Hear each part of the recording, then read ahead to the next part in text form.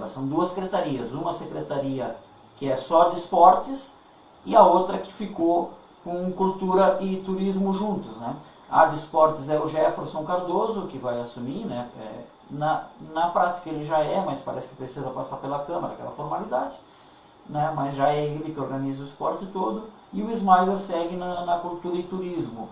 O que tu acha dessa mudança na estrutura do governo? Tu acha que isso pode trazer coisa boa para a cidade?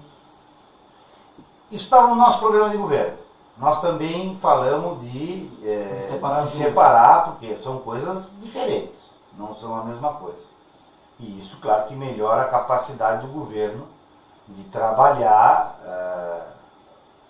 áreas que são, uma coisa é cultura, outra coisa é esporte.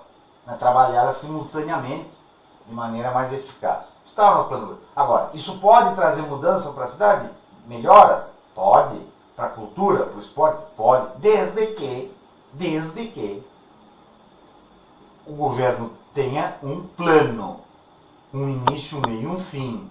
Tenha uma meta onde chegar, resultados para realizar, planejar os meios de como vai fazer.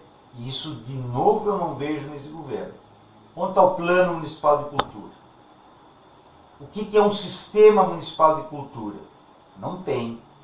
É tudo muito no improviso. É tudo muito de maneira... eu não te diria... se tu achasse que eu disse que é duro doméstico, se eu disser que não é profissional, mas não é... Mas assim, de maneira pouco...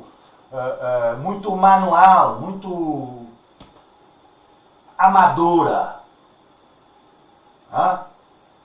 Então, se for disso aí, não adianta, pode criar quanta secretaria quiser, porque não vai resolver.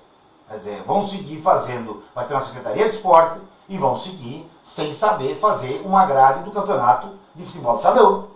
Vai continuar a mesma coisa.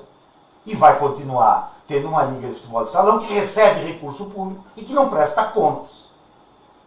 Que é inadmissível. E que não presta contas. E eu não vejo, de novo, onde é que estão os entes públicos, as instituições, a Câmara de Vereadores. Vereador e deputado hoje, que tem uma função fundamental, que é a fiscalização, que é coisa mais nobre que isso.